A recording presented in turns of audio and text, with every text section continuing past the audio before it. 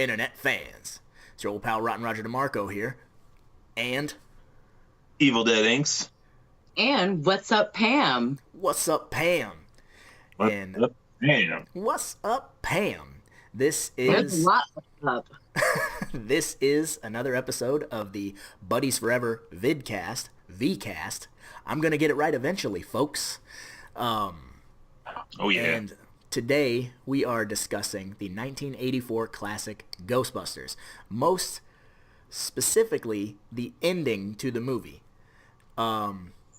This is something... We have the ending, but I took some other notes of interest. I did as well. Just questions I have. Yeah, now, this whole VCast spawned from a meme that Evil sent me at least 2 years ago. Now, this is something that we theorize about, but I wouldn't say we've ever... This is how we watch films, is we will find something and then be like, you ever think about this? But I don't think we've ever theorized to this depth about something so mundane. I mean, I guess it's not mundane, but... It is, I think, to most people, but not to, in our circle of group. Right. The ending of this movie has brought a lot of questions, and I kind of want you to explain the meme. The meme? So we can kind of, which most people will be able to see from the thumbnail, but... It's Walter Peck. Walter Peck getting doused in remnants of the Marshmallow Man. And he is covered from head to toe in this thing from how high was it? 100 and... No, it's a... I don't know how many feet, but it was like 19 stories. Okay, 19 stories? A good 100 feet. Yeah, that's another point that I have to bring up. But yeah, go ahead. But yeah, it's just him covered in this marshmallow goo. And being a bearded individual, I had to give up eating s'mores because you bite into a s'more, that stuff sticks in your beard, and that stuff kind of burns when it's hot. So my impulse is to wonder, what degree of burnage does Walter Peck endure with the mound of marshmallow fluff, flaming marshmallow fluff, once it hits his body? Right. Okay, so now that we have established that, and yeah, what the meme itself said is, when I was a child, this looked like it was delicious. And now that I'm older, I realize that Walter Peck has been burned beyond recognition. He is a dead man. He is a dead man.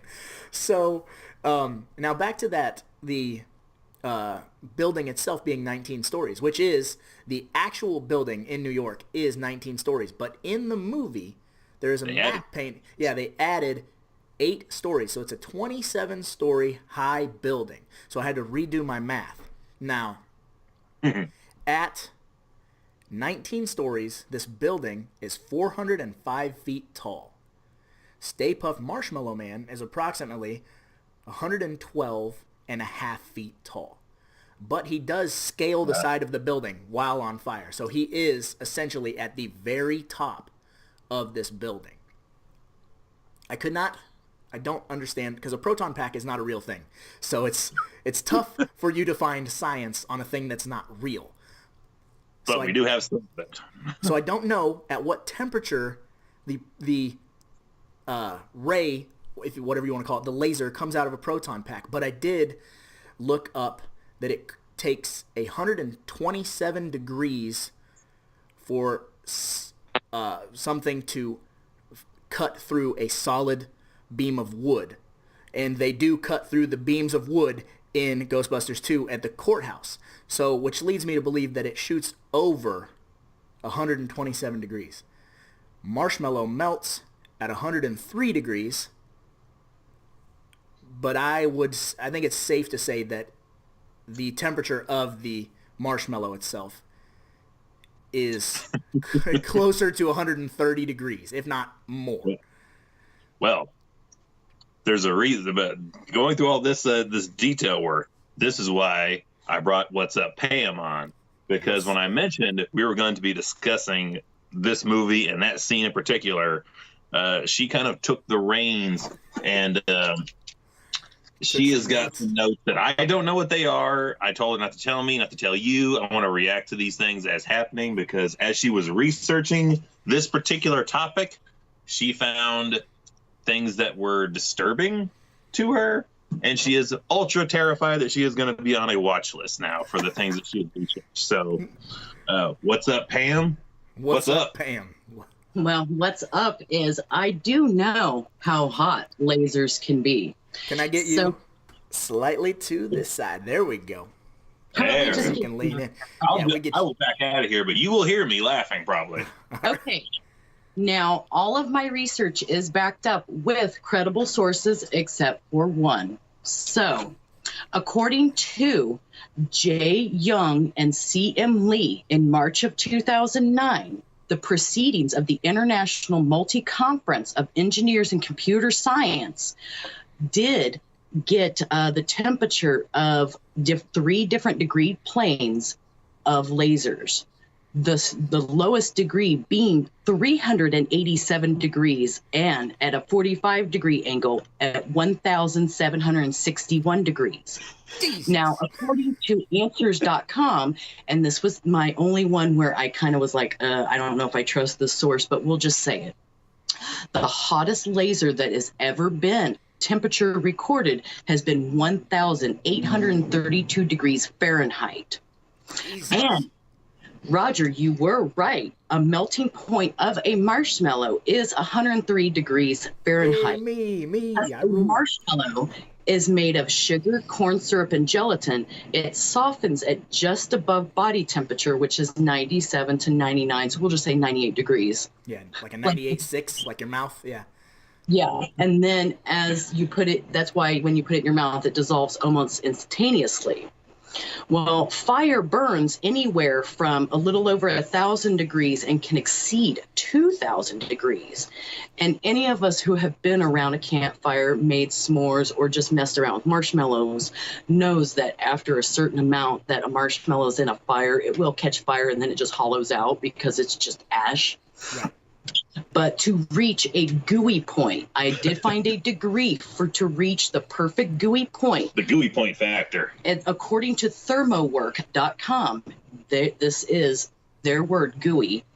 It is 145 to 160 degrees Fahrenheit. Nice. Which then leads me into the body, or this guy, Peck. Walter Peck. First the guy degree who burns.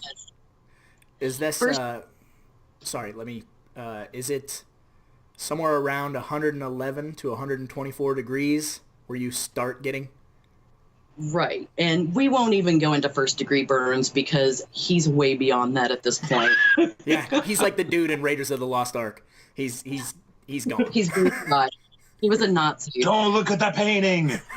Well, second degree burns extend beyond the top layer of skin, and that starts at 131 degrees. At 140 degrees, pain receptors overload and you go numb. Then, according to the Minnesota Department of Health, because they had like the best chart accurate, at 155 degrees for 1 whole second, a 3rd degree burn can occur. And going into that, obviously, the gooey point's 145 to 160 degrees, so that would put it, not including the velocity of which the goo falls to the ground. We're just saying hot goo and then straight on guy, not including the chill out factor. Right. And an example of what that would do to you at 160 degrees is in Final Destination 5 when David Cockner was on the bridge in the hot tar.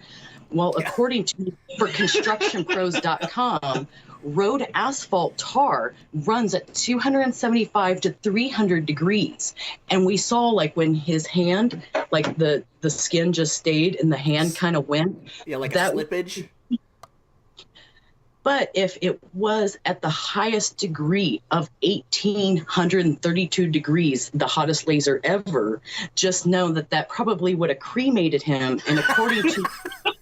Sorry. To cremationresource.com, you can cremate a body to dried bone fragments in 1,400 to 1,800 degrees Fahrenheit. Some damn favor I could have operated that thing. No, he's either going to end up like David Cockner with the hot tar in Final Destination 5, or he's just going to be dried bone fragments covered in marshmallow. And now, the other factor, which I did a small amount of research on, and let's just say that the glob of marshmallow that fell was 5 pounds. I used a small amount, even though he gets hit by way more than 5 pounds of marshmallow. 5 pounds of marshmallow falling 27 stories, which is, I lost my feet already, which is 405 feet. So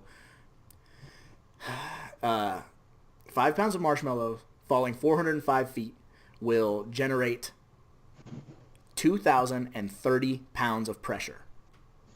And so even hot or cold, he's dead. He's toast. Now, it only takes 520 pounds of pressure to crush a human skull.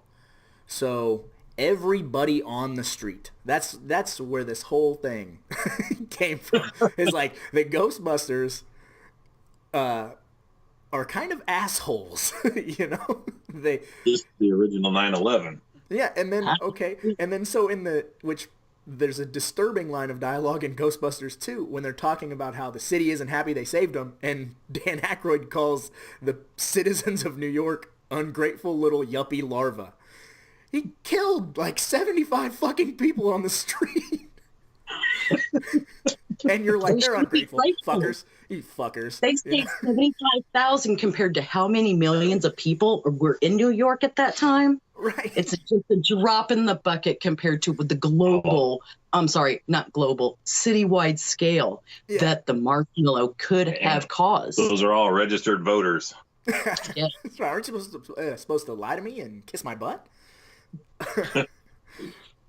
Well, on that note, that was just my research about what a laser beam compared to a marshmallow and then the body burns can do to somebody. And by the way, the body burn information I did receive from an osteopathic physician who has special training in muscular skeletal systems. Nice. Another little tidbit that I had is, it takes 2,400 pounds of pressure per square inch to crush an entire car. So I was trying to figure out how big of a chunk. Yeah, how big of a chunk of marshmallow. I suppose an entire marshmallow man that's 112 feet tall. So the point is, a lot of people died that day. And they died probably a very horrible death if they weren't scalded to death by this napalm type material, because it's not like hot water. You just can't wipe it off and it's done. You wipe it, you're just smearing it and making it worse. And yeah, you're just going to smear the burns and you fucked at that point. So yeah, like at the very end when Ray and Peter, and they have these chunks of marshmallow in their hair, like it's hardened. It almost looks like a shampoo, you know, and it looks amazing in the movie. It's awesome. But then you think like, man, when he grabs that and pulls it off, like he'll never grow hair there. He's gonna look like Darkman when he peels that off. Like he has no more face. So you know, and when you're 6 years old, it looks delicious. You're like, man, I just run around and eat all that. Like you would be dead. Every 6-year-old within like a 6-block radius is dead. So all the 6-year-olds, you're gone. Doesn't pay to like marshmallows in New York. No, it definitely does not. Oh, Lord. Well, on that note, I have said what's up, so I'm going to head on out. You guys have a good one. All right. Bye. What's up, Pam? That's what's up, Pam. Yeah. She is absolutely wonderful on crunching odd numbers like that. That was amazing, dude. So many more facts than I could have came up with. That's like that's the lifeline.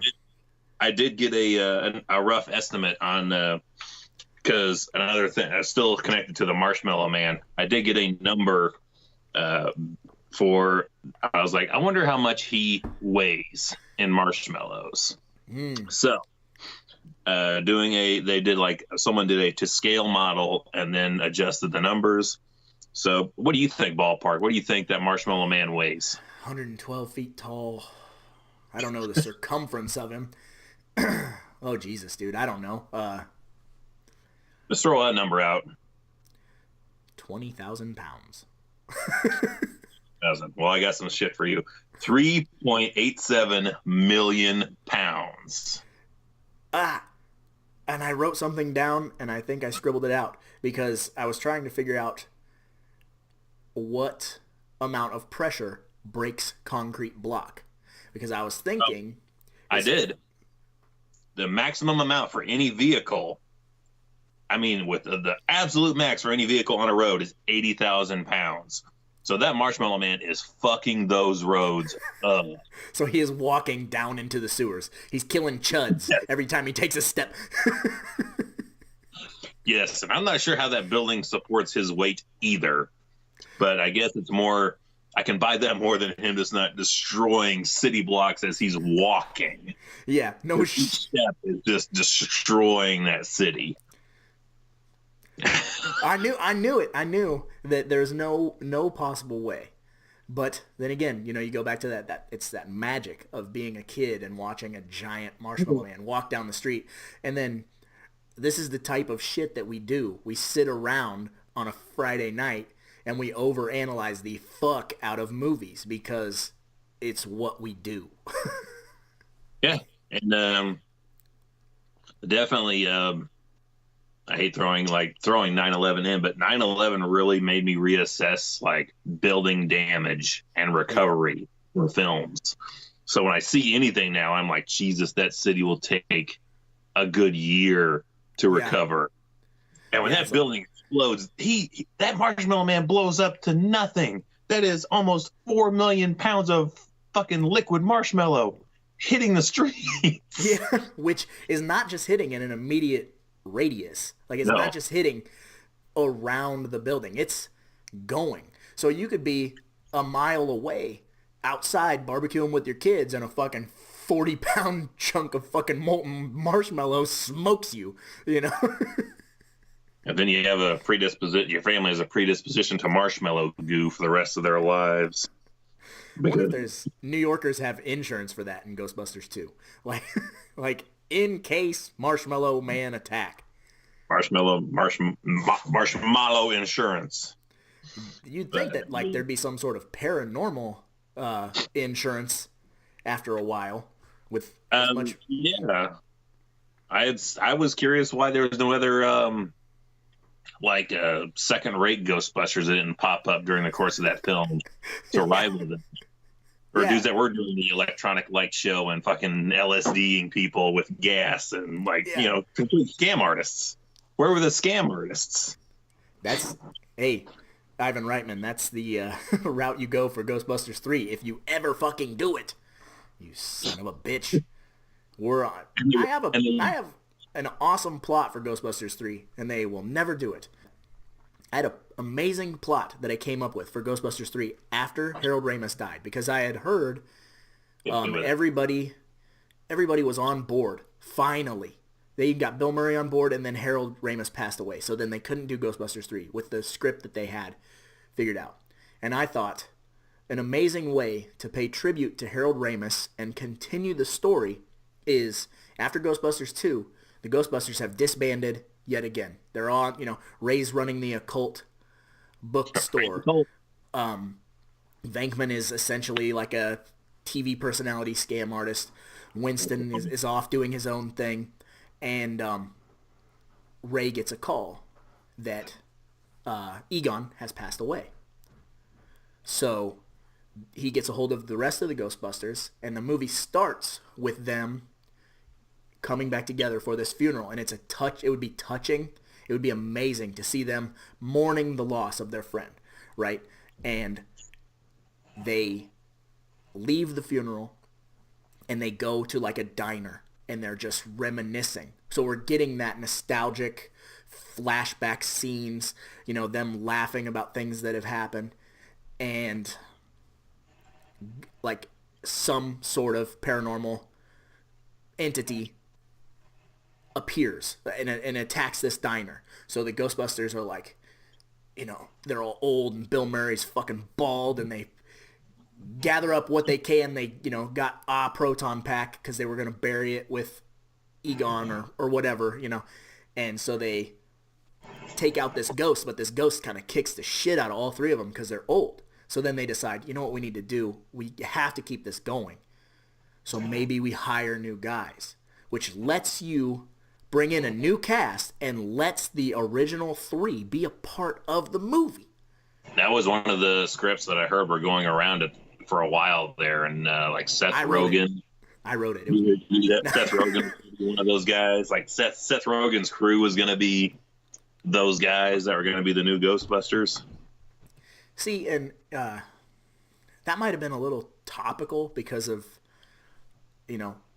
he's not exactly like super relevant anymore, but I could be on board with it. I could see like a guy like a Shia LaBeouf. And I know everybody hates Shia LaBeouf, but I could see like a Shia LaBeouf. I could see like a really weird comedy, like a James Franco. I would take Seth Rogen, Jonah Hill, and I can't think of his name, but he's the kid that does How to Train Your Dragon, like Jay Birchall. Oh, I don't know. You're not speaking my language when you talk about How to Train Your Dragon. He was also, he was in at the World's End, not the World's End, but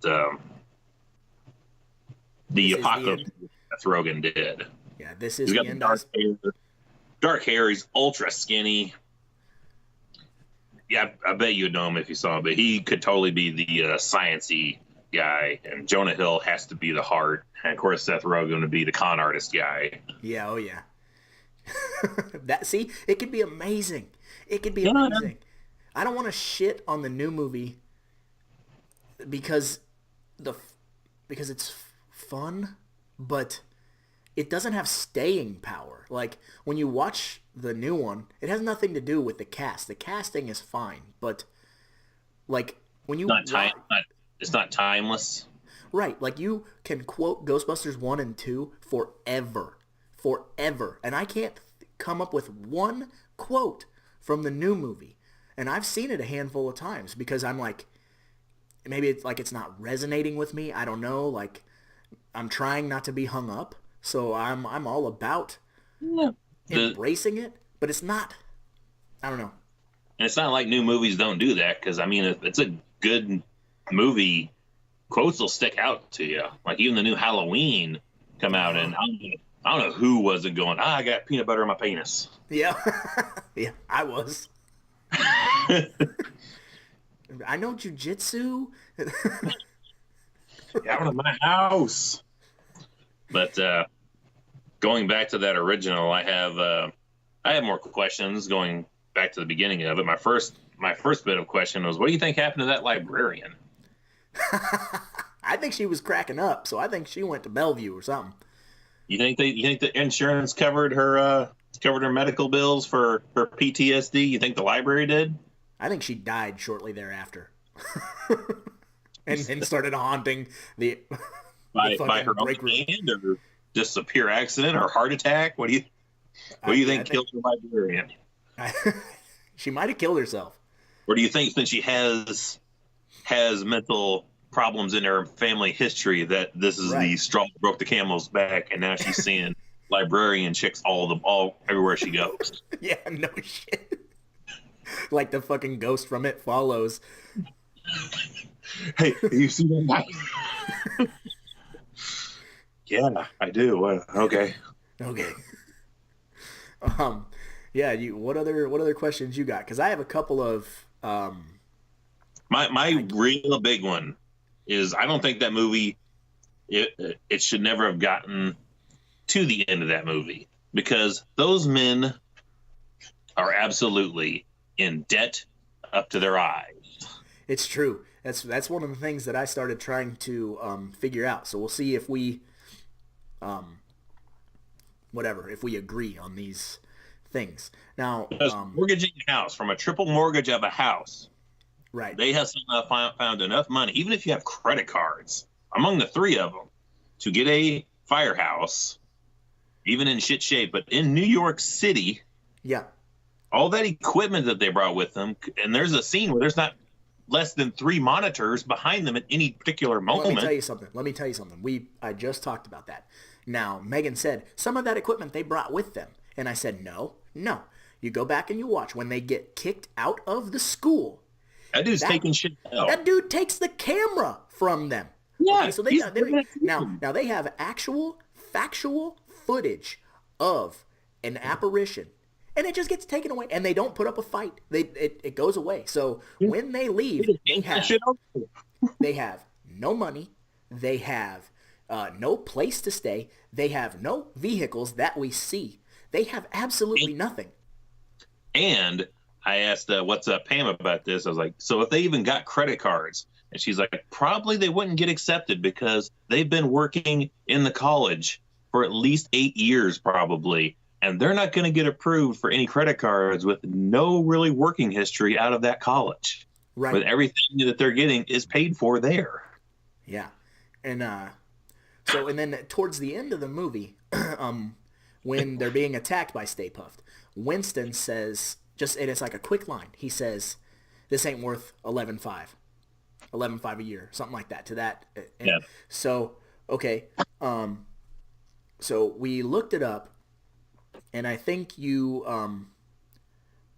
due to inflation, you times that, 11.5, so $11,500 a year. You times that by 2.28 to account for the how much a dollar is worth now. And that boils down to $26,220 a year. So that is essentially, that's lower class, middle class. That's average income.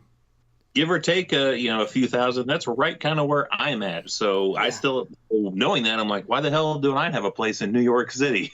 Me too. And I'm a scientist. a real scientist. So this, back then, if you break that down, that boils down to $5.53 an hour, which is a paycheck of $221.15 a week. Do you think that they're paying Winston less than what they're making? Yes, I do. But here is my issue, is you're making $221 a week to have an unlicensed nuclear accelerator strapped to your back. And literally every time you get a phone call and go out on a job, you face certain death. There is no guarantee that you win. There's no thing that says like, okay, we are the good guys and these things cannot hurt us, because they clearly can hurt you. So, and what's their insurance plan like?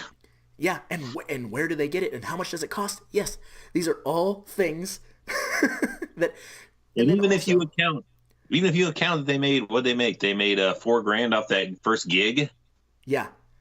And just buying that doesn't even cover the cost of Ecto 1 by itself was $4,800. That's not including what he had to get to pay to repair shocks, brake pads, steering box, transmission, lining, rings, rear end, and a little wiring. Okay. Which transmission by itself is a good $1,000+ So roughly, I would say $10,000 just to get that car in running order, plus the paint job. Yeah, not the paint job, not the equipment, not the. So, yeah, that's the other thing that we discussed briefly, was that they're terrible with money. So, yeah, if you look at this movie and you break it down, which I never have ever sat and broke this movie down as a kid, because I was having so much fun with it. You just enjoy the ride. Think about that shit. About that shit. Because we're lame. So when you look at this, okay, they have left the college. They get the third mortgage. They get this firehouse. Clean it up. They clean it up. But they also get they have. Before Dana Barrett walks in the door, that's their very first client. So they have had 0 clients. They have everything cleaned up. They have the car fixed. A computer. Which back then, it was a big fucking deal. A containment unit, 4 fucking proton packs, matching uniforms, a fucking logo. So they have all these things. the triple arcade machine. I think you pointed that out, didn't you? That's okay. Yeah, that's the other thing. So this is after Dana Barrett, which they have not even finished her case. So I don't know if you get paid before or after you have completed a task. It's like, paying a plumber and then he doesn't come for like a month. So I'm assuming they never got paid. So they're sitting. Probably not. She was paying Venkman in Poon, man. He wasn't. That he wasn't taking no money from her. He's a skeeve, dude. Like, whatever's the quick route to fame and fortune for that man. That's it. So, I totally lost my train of thought. So they have not even been paid from Dana Barrett, and they're hanging out eating Chinese food. And they say, this is the last of our money. This Chinese food is the last of our money. And they're sitting around, and that place looks damn nice. And it does. And behind them, yes, there are 3 arcade machines, which I don't know what an arcade machine cost back in 1984, but I'm willing to bet it's $1,000 a pop. Somewhere around between $500 and $800. Okay. So at least I would say about $2,000, right, or a little under, for 3 machines. So then, they get the call.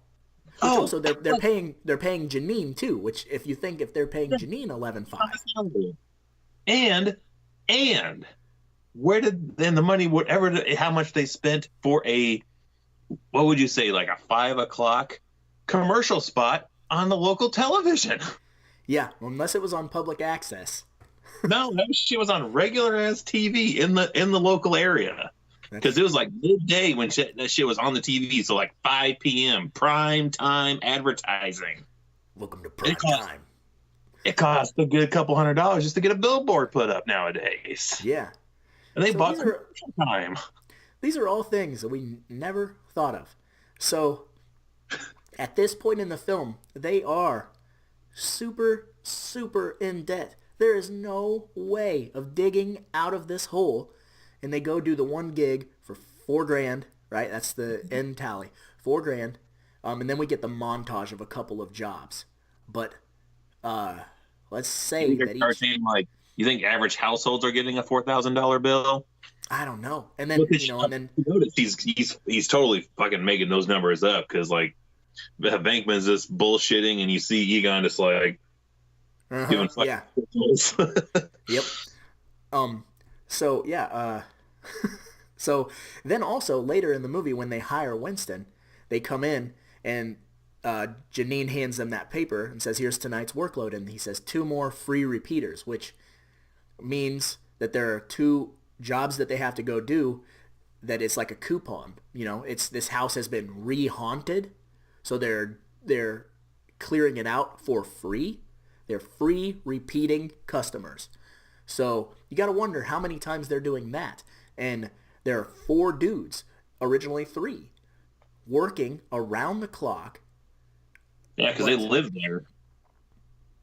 Right. That's also their place of residence. So, but even at $4,000 a pop, I totally should have tallied the amount of ghosts that they're busting during the montage. But, the point is that they're terrible with money. Yeah, they're terrible with money, and they could not have climbed out of that debt at all within the confines of that film. And then at the end of that film, no, they could probably be paying that shit off today.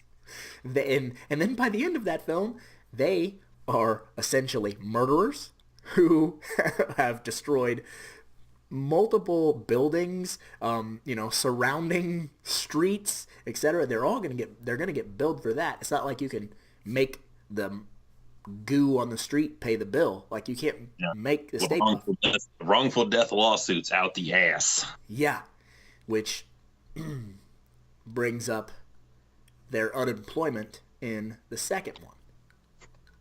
Well, my other thing I noted when I was marking down who knows what the bill would be for making these proton packs, but watching Iron Man, why the hell do these guys making proton packs that shoot lasers not get picked up by the police and, more importantly, the military for weapons.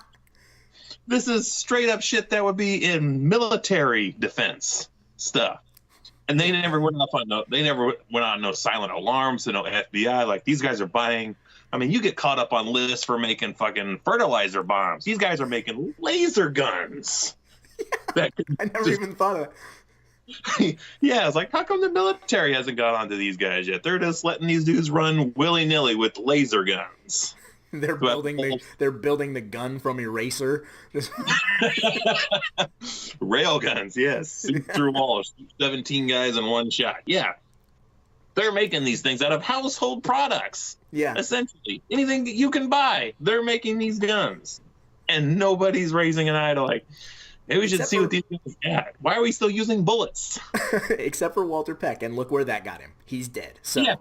What a sign of that kind of times when in the 80s the EPA is a bad guy. Yeah, no shit.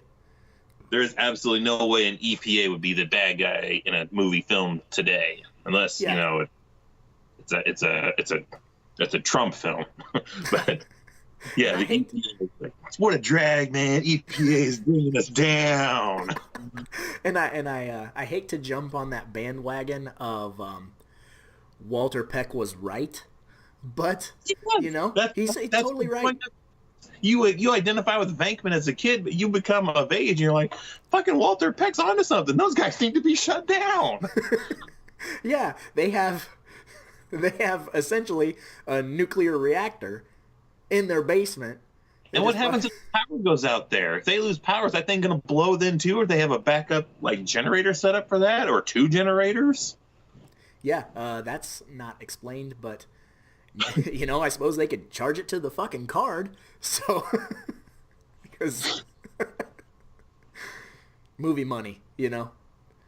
Yeah. It's essentially non-existent, so they could have whatever. As long as there's like a sweet song playing and it's a montage of them cleaning and sweeping, we just buy it. So you got to put one foot in front of the other, and the other foot down, down, down.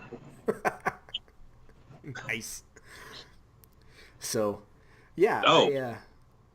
My only other note that I took, but then it could be a free riff thing. But what do you think about Peter Venkman? Apparently, because he didn't seem to leave her apartment. But how do you feel about him just going to visit Dana Barrett, not knowing that she has become possessed, but he just happens to have on him 300 cc's of Thorazine?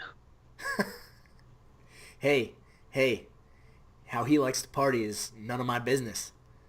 This is another thing that will get us put on a list, but it would take 12 25 milligram pills to get up to that high. And the average weight and height of a woman of her size can't take more than 150 milligrams, period, over an entire day. So she should be drooling and comatose. What do I give him when I take him in front of the judge? Thorazine.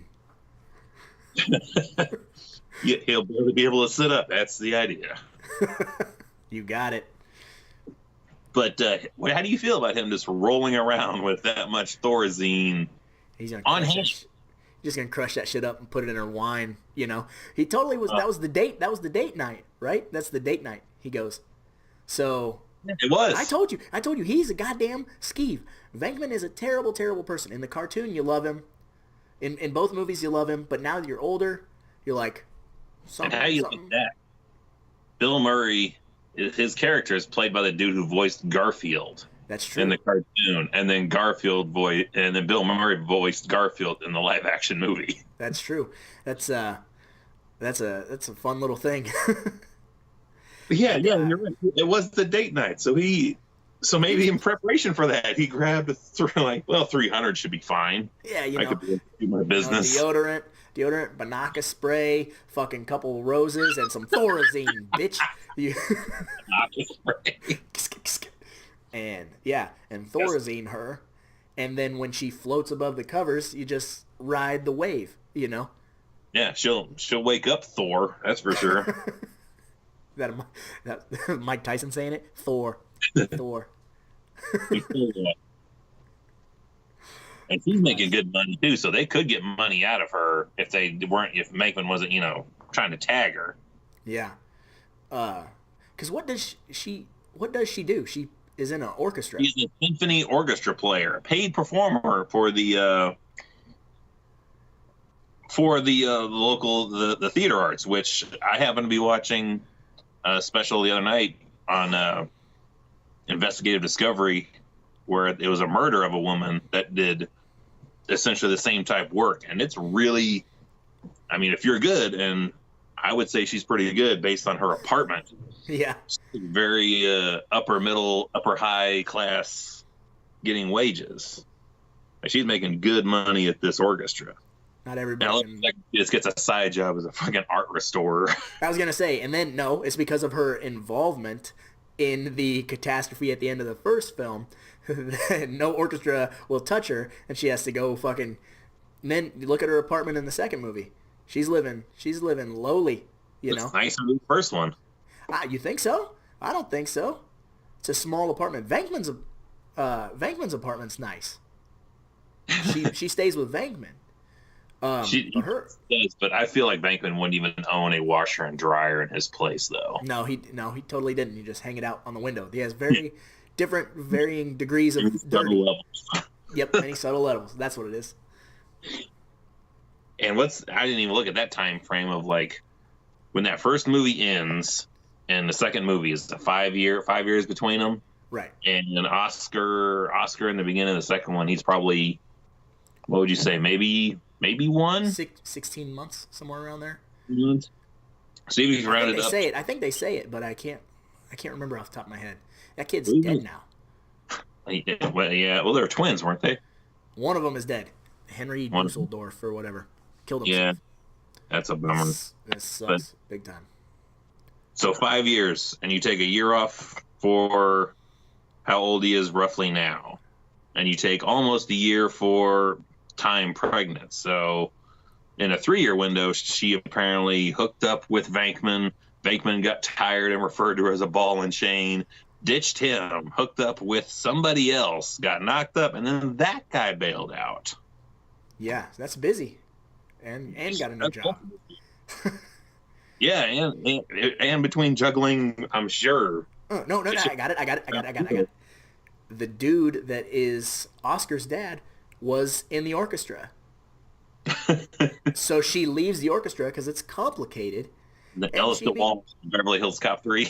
Yeah, or maybe it's the nasal spray dude. Yeah, that's Ellis DeWalt. Oh, yeah. Who's this? Fucking Blair Witch 2. Blair Witch 2. Is he in Blair Witch 2? I think so. Is that the guy I'm thinking of? I don't know. No offense. Let us know. You let us know. Interwebs. Because we don't have IMDb open right now. Because we're just talking. Another dude from Notice is in that movie. Yeah, he is. I actually like Blair Witch 2. I'm not gonna shit on it. Do it all. I watched the Good Bad Flicks cover it, and it's like, wow, I like the movie. Appreciate it even more now than I did before. It's awesome. That one. Yeah. So I don't have any more notes per se about the first film or the marshmallow catastrophe of 1984. Yeah, that's the original We Remember date right there. Is the marshmallow attacks. You think that company had to go out of business after that movie? You don't think Stay Puft stayed in business, did you? Man, that's tough. I don't know. Maybe there are references to Stay Puft in Ghostbusters 2. But I would have to fine tooth comb, but I'd be surprised if in real life if that would be. Can you imagine? That'd be it. A company's logo just smeared all over something. This is just wrecking shop all over town and responsible for at least probably 100 deaths. Yeah, no shit.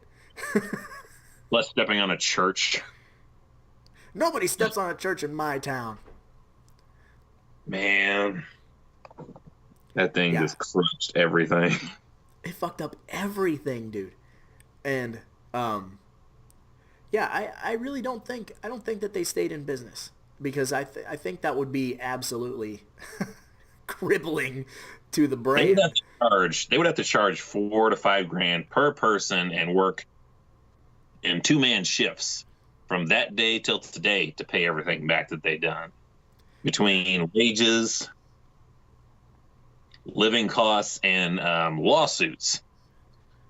Because also, like, I'm surprised that they wouldn't get no like lawsuit from that hotel of like the amount of damage they did to that place. They had to have. They had to have. That was It almost killed the fucking maid. I'd say that was a successful test. Also, if you go back and you watch that, you can totally tell when they show up. Ray and Egon are all about business. You know, they have those fucking proton packs at the ready. And then you just watch Venkman. His hands are down at his side. He's just fucking strolling through that hotel, dude. And then...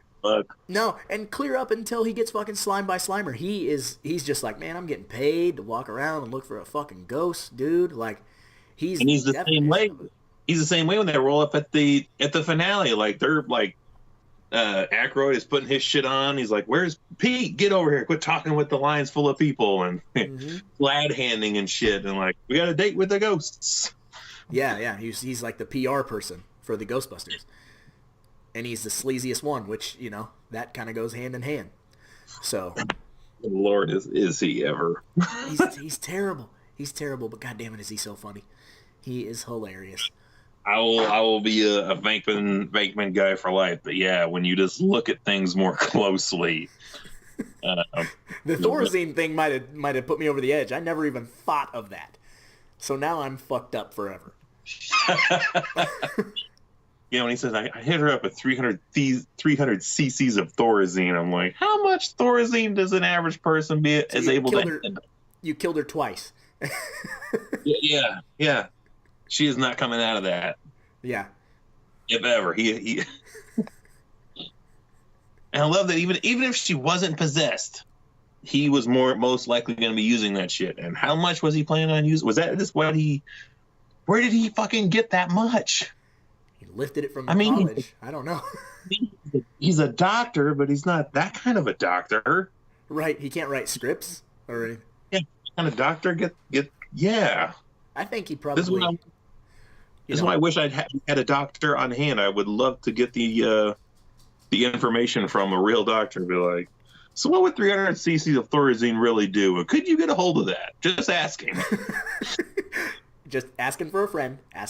We do need to get in contact with a doctor so we can have a doctor. We got to Ask Pam, and then we can get a fucking doctor up in here. We do. What's Up Pam will get us a lot of detailed numbers, and then through Pam does have a contact with someone who works with like a mortuary. Mortuary, yeah, I remember that. Dude. Yeah, so if you want any mortuary information, we could probably get that. But I don't know about a doctor yet. We don't know any doctors. Is there any a doctor? doctor to friend us? Is there a doctor in the house? Shit. Not dead.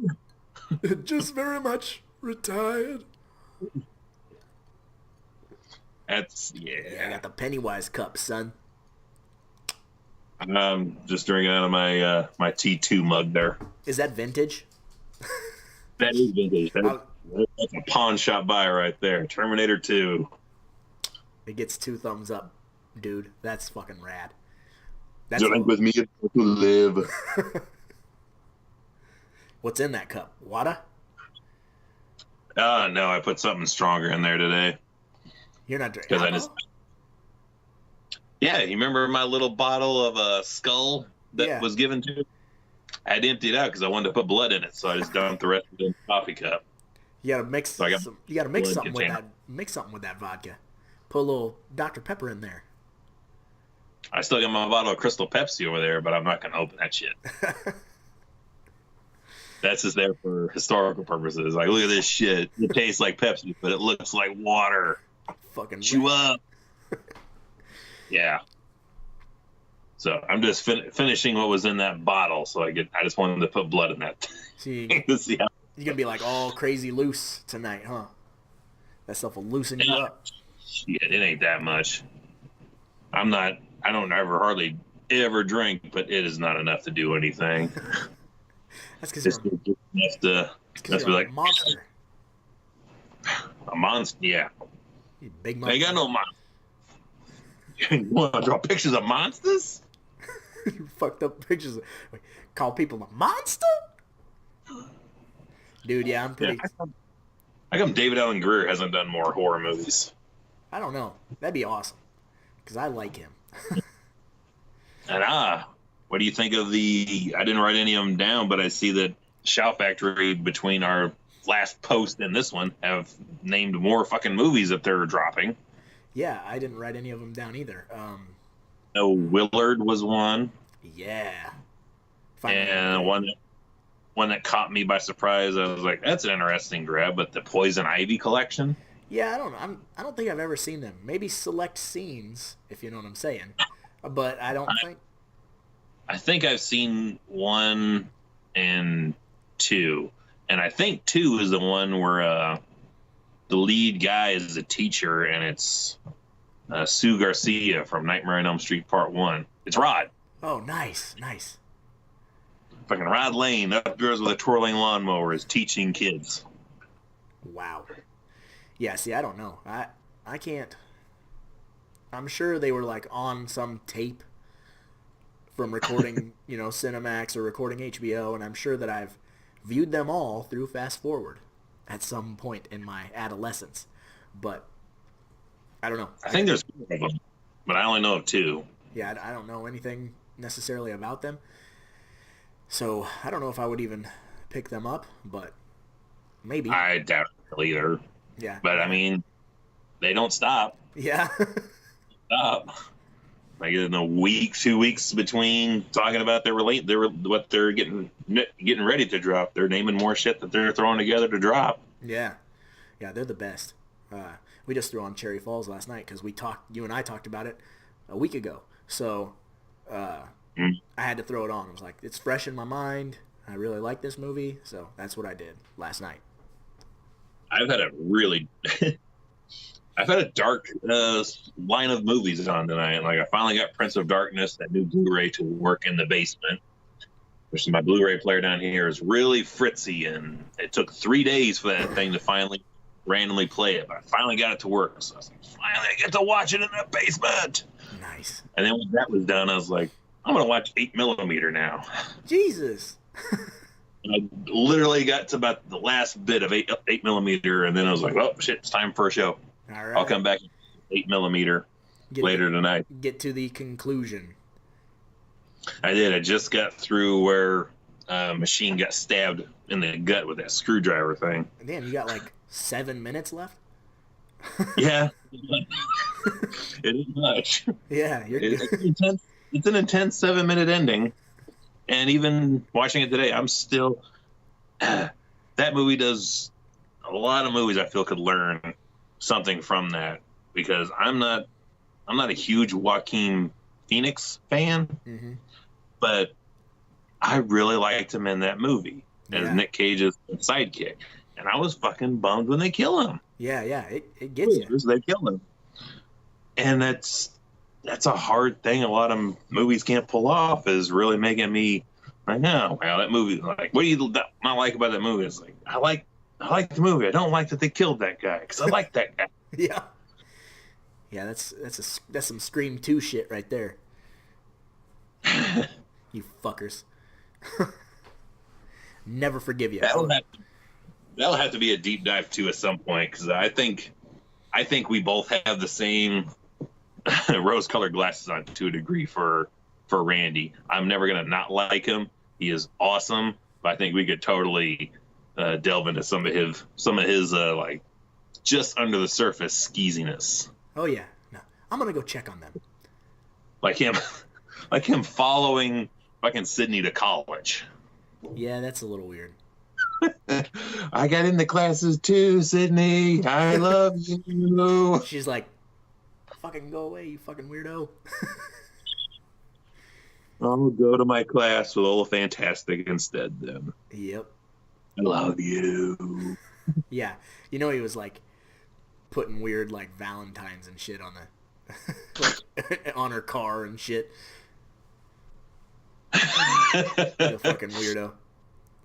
Keep them hair dolls of her and things. I know all about obsession and pain. Fucking Sydney forever carved into his chest. Yeah, gets an ink pen and fucking. So let me in the house. Should have allowed nature to take its course, Mr. Walker. But in the end, it will anyway. So let me the fucking house. Yeah, that's random. I saw somewhere that was like an improvised or outtake.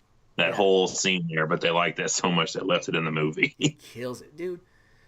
Mark Wahlberg is seriously underrated. They cast him in a lot of silly stuff because he's a funny dude, but he is terrifying in that movie.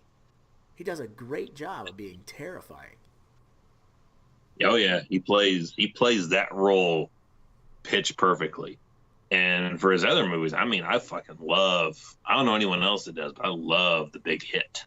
Yep, that's one that it's got Lou Diamond Phillips in it, dude. That's my boyfriend.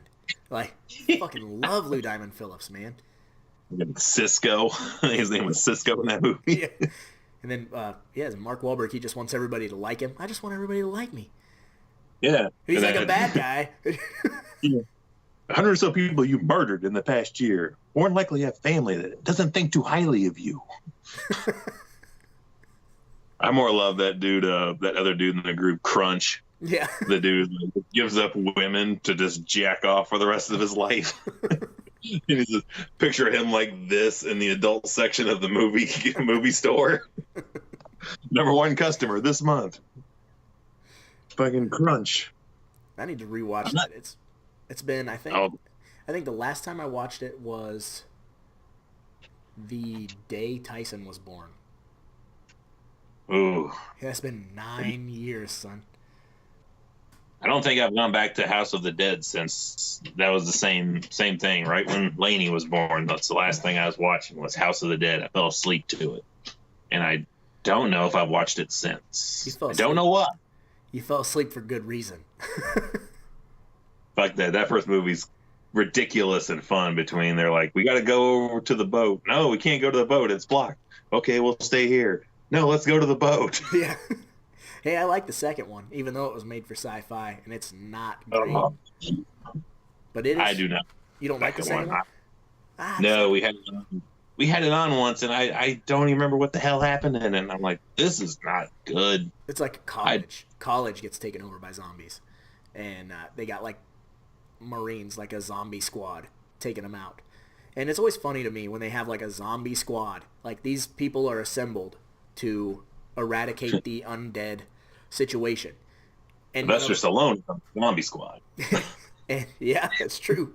But none of them ever know to shoot the zombies in the head. There's always like one fat dude in the group that's like shooting them in the chest. And they're like, you're wasting ammo, dummy, shoot them in the head. Like, wait a second.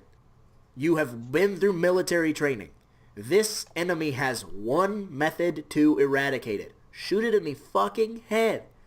Why are we this far? How did you get this far without getting eaten?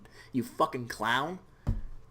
Because you always have that one dude in the group who is the tough talking guy, but can't get anything done when the pressure is actually put on him. Yes, that's true. I know. That's where Bill Paxton's character in Aliens rises, because he is that guy, but he has the hero's exit. He goes out fighting, but for a little bit there, you're like, man, what a bitch. Yeah, no, but he goes out my favorite. Like that's how you go out every time on Friday the 13th game. Well, and that's like you can go too. Yeah, that's like the quintessential. Like I feel like the duty as a man, as a hero. Like let's say you are home, someone with an axe kicks in your front door to kill everybody. You are Brady from fucking Halloween 4. Get upstairs. I got this, and you're going to knuckle up with them. You know you're not getting out of it. You know it. But I'm going to slow them down for fucking 35 seconds, man. And that's what I'm here for. I am that guy. I am the meat shield. I am Roger fucking DeMarco, the meat shield, son. The H4 Brady, and I am the Nightmare 2 Grady. I'm just at home asleep. Don't fucking bother me. I'm Dad! Help! Because where's that door locked at? Is it locked from the outside in? How come no one goes for the door handle and tries to unlock it? Here, I have a theory It's about that. supernatural. Whenever Freddy's around in that movie, it gets super hot, like wicked hot. So maybe that door expanded. It's like a backdraft. You can't open it. And once they do, Grady's dad gets blown across the room. Fucking Ferris Bueller's dad gets blown to smithereens trying to open the door to his son's bedroom. That's why they didn't go and catch Mark Patton's character. It's like, fuck, what happened in here, man? It's 1,000 degrees in here. Grady's melted on the floor. Records are melted over and shit. Ugh. There is a lot of sweat in that movie. Yeah, there's a lot of... We need to cover that. That needs its own episode for sure. Oh, shit. I like how we... Don't tempt me with a good time. No, we'll do it. I love how we can get started on Ghostbusters 2, or Ghostbusters, and get clear to Elm Street 2. That's the beauty of our conversations. That's where they all normally go. Shit, then the other... What was it that the tie together meme that one of us made where it's like we both were watching The Hidden? Yeah. And that dog in Hidden, that's the dog from Nightmare on Elm Street Part 4. And then we IMDb'd it, and we were fucking right. Yeah, because that dog has an IMDb page. I don't even have an IMDb page. No. You don't have an IMDb page, but that damn dog does, and it's done 2 really fucking awesome movies. True. That I want to do. If you're already throwing out Nightmare 2 to be covered, I definitely one day want to do The Hidden. All day long. All day long. That was a true, just like moment I hang on to when I was like, I knew that movie and I got to introduce you to that movie, and it's like, anytime I get to show somebody something that they haven't seen, which isn't hardly ever, but when I find something and they fucking love it, that's like, yeah. Yeah, dude. Yeah, I knew that movie was good. That movie is super fucking rad. That's like From Beyond. You showed me From Beyond, and I need to buy that now because that movie is fucking weird. And someone told me that. Yeah. From Beyond is fucking awesome. And Ken Foree is signing that movie whenever I see him again, which I'm sure will be a nice, fun conversation. Like, can you sign the movie that you were pretty much running around in your fucking underwear, really tight underwear Get him a red Speedo to sign and frame it with the movie. I dare you. Put it on next to him, like, will you stand next to me for a photo? We'll have that Steve Dash moment where he's like, no, fuck no. This just in, Steve Dash will not eat dead bugs if you ask him to. Yes, we started by watching Adam Green's Scary Sleepover, and Derek Mears and him eat the flavored crickets. Yep. And before we started hanging out, we both had the separate thoughts on our own of like, hey, I wanted to do a Scary Sleepover at my place. Yep.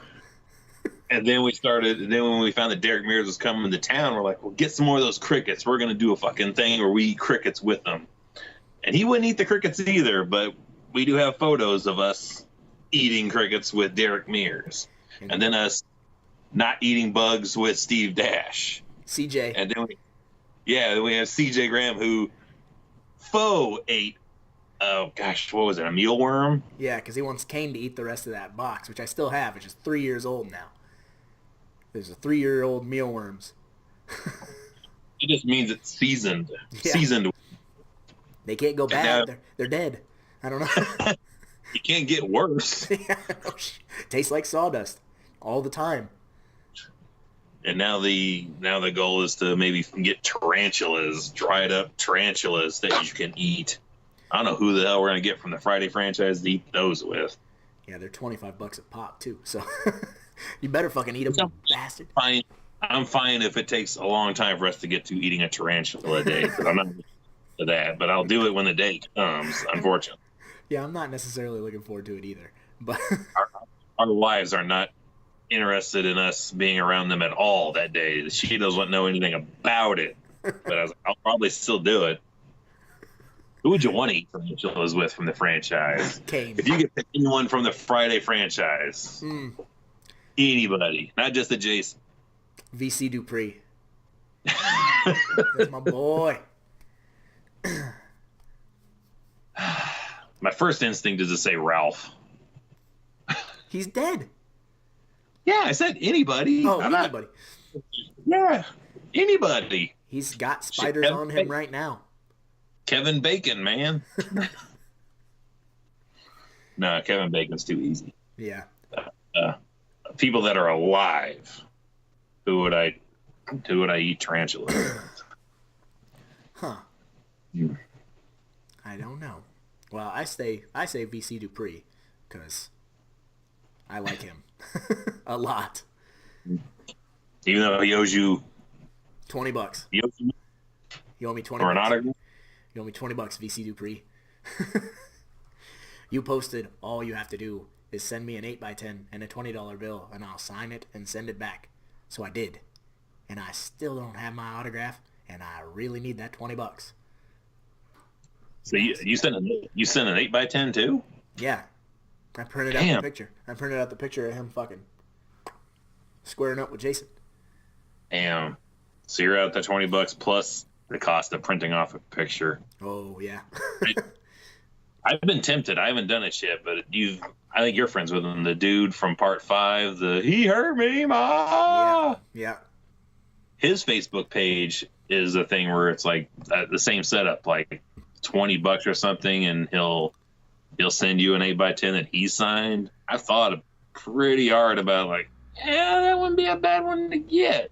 He'll probably come to con soon. Really? You think only if he gets to come with Ma. Yeah, that'd be amazing. That's a photo op and a half right there. Yeah, no shit. You know, like have my woman stand behind him and go, "You hear me, Junior?" You tell him, Those Ma. people, you know, those people are poor. Mm-hmm. Fucking stew with looks like potpourri and shit in that giant pot out of a wooden bowl. Just a big fucking pink flower. Looks. Just throw anything that's in arm's reach in this giant pot. And like, here it is. Yep.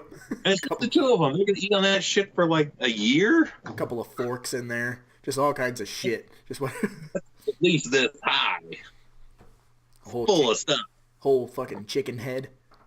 I guess they could have had that peeper guy that wanted to get fed for him, but he never cleaned out the shit house. Yeah, he never cleaned out the shit out of the chicken coop. Then I'll fill your belly. Whatever the fuck she says. Then I'll fill your stomach.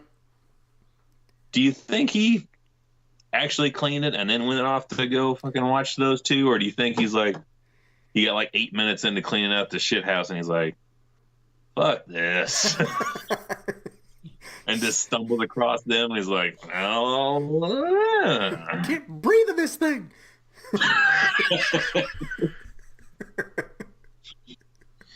Yeah, I'm gonna need a mask and a handkerchief. Son-in-law like shit over my nose. Clean out a chicken coop. Nice. Suckers are Well, I suppose we've hit the hour and 12-minute mark, so that covers the Ghostbuster science right there. That was our Buddies Forever VCast talk on the ending of the Ghostbusters film and a little bit more. So yeah, how they are completely in debt for the rest of their lives and probably their children's lives. They're responsible for at least 100 deaths, and they're an absolute menace to the city of New York. It's true. Yeah, but they still find work in the second one. So yeah, someone was like, "Put that one on TV," and the other one's like, "I'm gonna open up a bookstore." And you know, like, well, you made those crazy death lasers. Why don't you come back and work for the college? Yeah, no, crazy. Yeah, why didn't he have a military job? Why didn't the military hire him? Why is that one of the guys? He was working for the military. They were fucking testing fucking brain effects and shit. You know, Egon Spengler is should have ended up being the original Iron Man, or at the very least Jeff Goldblum from The Fly. Oh God! I could see that being Venkman. Venkman's the guy that will get trashed and fucking teleport himself and then start turning into a fucking human fly creator. And like, man, look at this, I'm gonna tear my fingernails off. A human marshmallow. No, Venkman he ends up being the fly. I don't know what he's like in it. Ray, I guess he ended up being like fucking Giles off Buffy the Vampire Slayer, just never leaving the life, still fighting evil, but never getting recognition for it or anything. Lots of kids' birthday parties, whatever the fuck. And it don't look good. All right. So this has been our Buddies Forever. We will be back next week. So, I don't know. We should probably get going because, after all, there's a lot of movies out there and somebody's got to watch them. So why not us, right? Yeah. That's all you. I'm still grounded. Threw my grandma down a flight of stairs. Shit. Well. Catch you later, buddy.